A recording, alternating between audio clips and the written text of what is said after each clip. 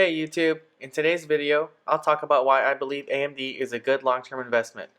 Let's jump right into some recent news about the PlayStation 5 and why it's relevant to AMD. Let's take a look at an excerpt from this article. The console will arrive in the holiday season and is powered by an 8-core AMD Zen 2 CPU and a custom AMD RDNA 2 based GPU. To give you an idea of why this matters, if we look at the current generation PlayStation 4, it was first released in 2013 and since then has sold 110.4 million units. Let's shift our focus to the history of AMD's stock price. Just 5 years ago, you can see it was at $2.58. The price begins to move in the right direction until late 2018, where there's a significant spike followed by another one in 2020, bringing us to its current price of $54. You know, it pains me that I didn't invest in AMD in 2019. I watched a lot of tech-related YouTube videos and was aware of the comeback they were making. Take this video from Linus Tech Tips for example. It illustrated how AMD was matching and in some scenarios beating Intel, the dominant company for years in gaming performance. In addition, Intel was getting destroyed in terms of performance for productivity-related tasks. This video was released on July 7th, 2019, and at the time, the stock was around $30. After this, Intel attempts to claw its way back into the fight for the high-end desktop CPU market with the release of their i9-9900, but AMD quickly responds with Ryzen 9 3950X, and Linus goes on to say, and I quote, "I haven't been this excited for a consumer CPU since I got my first quad-core in 2006. This video was released on November of 2019, and the stock price was around $30. Back then, I didn't have an investment mindset yet and didn't buy the stock. Fortunately, I believe the best is yet to come. Let's take a look at some pivotal moments that I believe contributed to their big turnaround. Lisa Su joined AMD in 2012 and subsequently became the Chief Executive Officer and President in 2014. Her strategy moving forward was to make the right technology investments. She elaborated, and I quote, "I do think moving forward, it's about technology and how we accelerate the technology." That was 6 years ago, and we are starting to see the results of those investments with the release of new products that are not only performant, but cost-effective. Because of this, they are gaining market share in the desktop, laptop, GPU, and data center space. Let's take a closer look at one of those investments and compare AMD's consumer desktop CPUs to their main competitors, Intel. We are going to use CPUbenchmark.net and compare AMD's Ryzen 3900X to Intel's Core i9-9900K, which were both released in 2019. These CPUs represent the higher-end products for both companies at the time and also have a comparable release price of $499. I don't want to get into the nitty-gritty technical details of the products, so we'll use the CPU Mark score provided by CPU Benchmark, where the higher the score, the better. As we can see here, the Ryzen 9 3900X has a score of 32,816 versus Intel's i9-9900K of 18,892. This means that AMD scored roughly 74% higher. Let's go a step further and compare the 3900X to Intel's 10th generation i9-10900K, which was released in Q2 of 2020. Again, they both have comparable release prices, but keep in mind that the 3900X was released in mid-2019. The older 3900X outscores the newly released i9-10900K by about 37%. However, there is a caveat. Since the i9 is newly released, there aren't as many samples for testing. Nonetheless, the results we have so far are compelling. Okay, the high end is for a small percentage of people. Maybe Intel has an edge in the mid to high tier. We'll compare the Ryzen 7 3800X with Intel's Core i7 10700K. They both roughly have the same release price of about $400, but remember, the 10700K was just released in Q2 of 2020, and we're comparing it to the 3800X, released in 2019. It's a lot closer here, but the Ryzen 7 edges out the i7 by about 18%. Maybe everyone doesn't want a high-end machine, so for good measure, we'll compare the lower-end CPUs as well. I'm going to take one of AMD's lowest-end processors in the Ryzen 3 3300X with a release price of $120 and compare it to Intel's mid to low-end Core i5 10500 with a release price of roughly $200. For this comparison, both CPUs were released in 2020. The 3300X scores a CPU mark of 12,916 versus the Core i5-10500, scoring 13,125. The i5 edges out the 3300X by a mere 1.6%.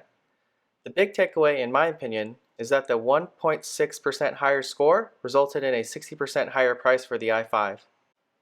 If you look at the overall rankings for the high-end CPU category, you can see that it's dominated by AMD. We'll get into the significance of AMD's EPYC CPU product line next.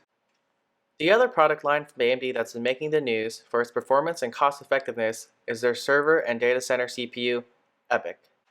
We just saw CPUbenchmark.net's ranking for high-end CPUs, and there was a strong showing from the EPYC lineup. According to Mercury Research, AMD had 4.5% of the server CPU market by the end of 2019. On the Q1 2020 earnings call, Lisa Su reiterated that their target is to get 10% of the server CPU market by the end of Q2 2020. In AMD's latest quarterly earnings report, there was a huge decline in their enterprise, embedded, and semi-custom segment, but that was not caused by declining server CPU sales. Shipped server units grew double digits quarter over quarter. In fact, the decline in this segment would have been larger if it weren't for growing EPYC sales. I wouldn't be too concerned by the revenue decline in this segment. It's likely due to the production ramp down of the PlayStation 4 and Xbox One, as the next generation consoles are scheduled to launch later this year. The first generation EPYC CPUs were released in 2017. Microsoft, the second largest cloud provider, after successful testing, decided to put the EPYC CPUs into their production data centers. This gave AMD the opportunity to prove their EPYC CPUs could handle real-world 24/7 data center loads. Fast forward to 2019, and Microsoft launches their second generation Azure virtual machines equipped with second generation EPYC CPUs.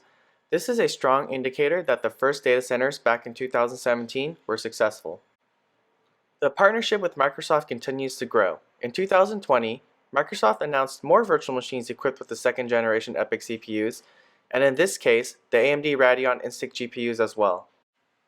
Other companies are beginning to catch on. Earlier this year, Google added beta availability of compute engine virtual machines running on the second generation EPYC CPUs. According to the press release, these new machines resulted in double-digit savings and performance. If the beta test goes well, I suspect the list of compute engines running on EPYC CPUs will grow over time. We can't talk about cloud computing without discussing Amazon, who's considered by most as the largest cloud provider. The total revenue from their cloud division in 2019 was $35 billion. To give you a sense of their size compared to their competitors, the revenue from their last quarter was larger than Google's entire cloud revenue from 2019.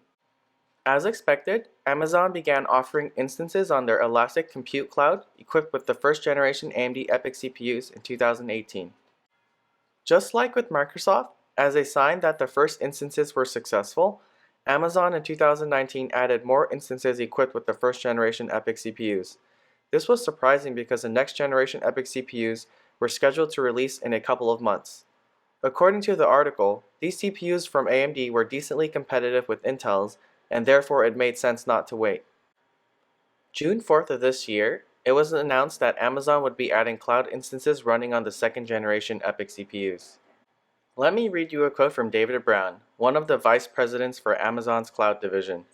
Since launching Amazon EC2 R5A, M5A, and T3A instances powered by first-gen AMD EPYC processors, we've seen customers move many general-purpose and memory-optimized workloads to take advantage of the AMD EPYC processor capabilities and 10% lower prices over comparable instances.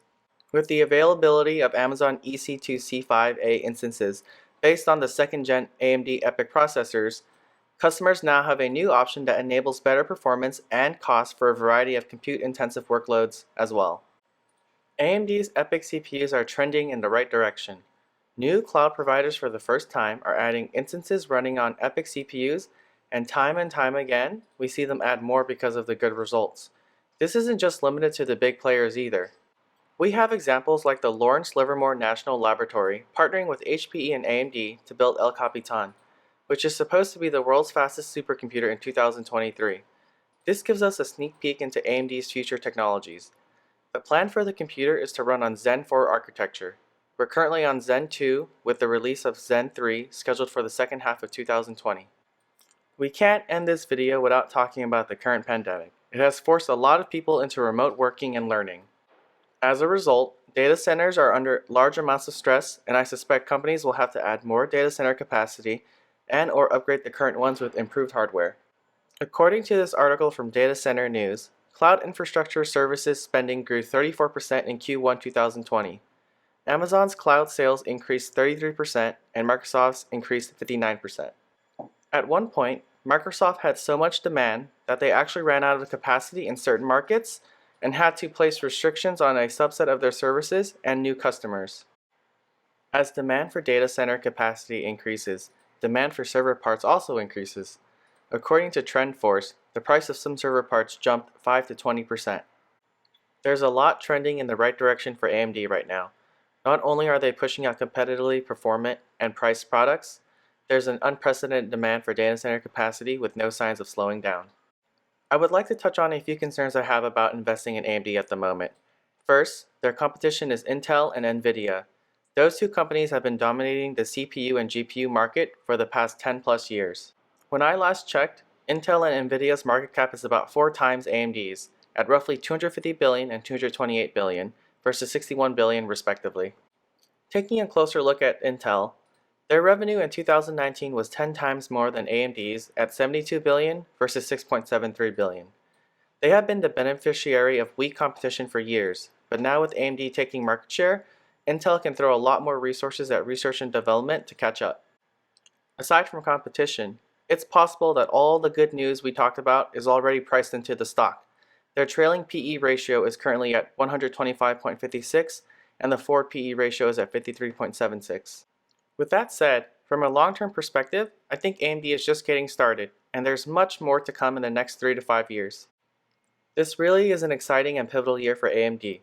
We've mainly focused on desktop and server CPUs in this video, but there were Ryzen 4 laptop CPUs released earlier this year, and they are kicking ass. Here's what tech YouTuber Dave2D had to say.